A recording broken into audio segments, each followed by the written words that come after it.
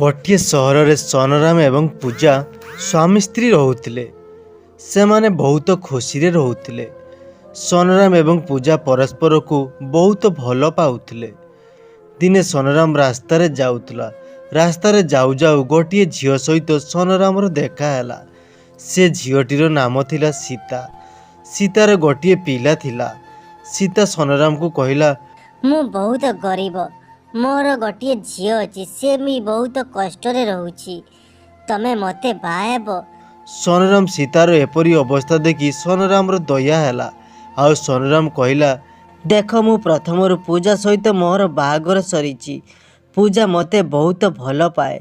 तमे जदि पूजा सहित भल व्यवहार करिबो ताहले मु तुम कथारे राजी अछि।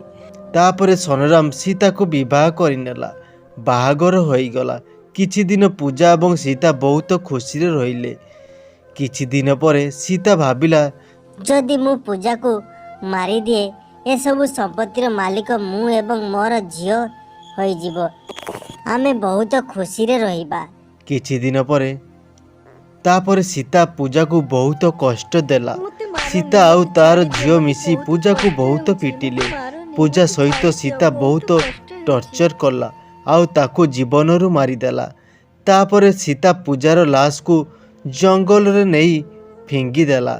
जेतेबेले सोनराम घर को आसिला आउ सीता को पचारिला, पूजा काई? सीता कहिला, आपण द्वितीय विवाह करिथिबारु पूजा घर छाड़ी चली गला। सोनराम मध्य सीता कथा को विश्वास करी घर भीतर को चली गला। पूजा जंगल रे गोटिए भूतर रूप नेला आउ से तार घर को आसिला। सीता को कहिला, तमे दुई जण मिसी मते मारी देला। सोनराम थारु मते अलगा करि देला। मु सोनराम को बहुत भल पाउ। आज मु तुम दुई जण को मारी देबी आ मु मोर बदला पूर्ण करिबी। तापरे पूजा भूत सीता एवं तार झियो को बहुत पिटिला। पिटी पिटी सेठारे दुई जण को मारी देला। ए सब सोनराम पाखरे छिड़ा होई देखुताए। पूजा भूत सोनराम को सब सत कथा कहिला। एही कथा सब शुणी सोनराम बहुत कांदिला। तापरे पूजा कांदी कांदी जंगल को चली गला।